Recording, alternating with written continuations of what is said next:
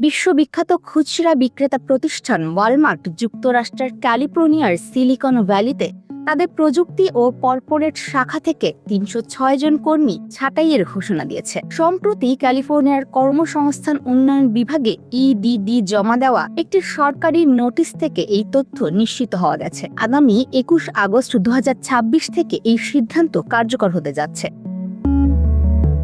প্রতিষ্ঠানটির পক্ষ থেকে জানানো হয়েছে, সিলিকন ভ্যালির সানিভেল এলাকার ক্রসম্যান এভিনিউ, ওয়েস্ট ক্যালিফোর্নিয়া এভিনিউ এবং ১১তম এভিনিউ সহ মোট ৮টি কার্যালয়ের কর্মীরা এই ছাঁটাইয়ের আওতায় পড়বে। এর মধ্যে মূলত online retail operation, product development, tech platform এবং ডিজিটাল কমার্স বিভাগের কর্মীরা রয়েছেন।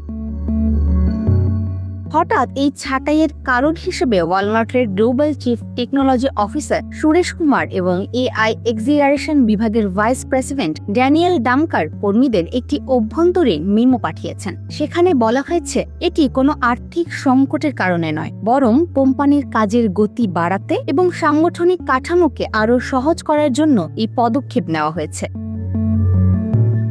দীর্ঘদিন ধরে ওয়ালমার্টের একাধিক টিম একই ধরনের প্রযুক্তিগত সমস্যা বা প্রজেক্ট নিয়ে আলাদাভাবে কাজ করছিল। কাজের এই পুনরাবৃত্তি কমাতে এবং কাজের দায়িত্ব বা ওনারশিপ আরও স্পষ্ট করতেই টিমগুলোকে পুনর্গঠন করা হচ্ছে। এর আগে মে মাসেও ওয়ালমার্ট তাদের প্রযুক্তি ও প্রোডাক্ট ডিজাইন বিভাগ থেকে বিশ্বব্যাপী প্রায় ১,০০০ কর্মী ছাঁটাই বা স্থানান্তরের পরিকল্পনা প্রকাশ করেছিল। তবে আশার কথা হলো, এবার যাদের চাকরি যাচ্ছে তাদের যোগ্যতা অনুযায়ী ওয়ালমার্টের অন্যান্য খালি পদে আবেদনের সুযোগ দেওয়া হবে। এছাড়া নিয়ম অনুযায়ী তারা নির্দিষ্ট সেভারেন্স প্যাকেজ বা আর্থিক ক্ষতিপূরণও পাবেন।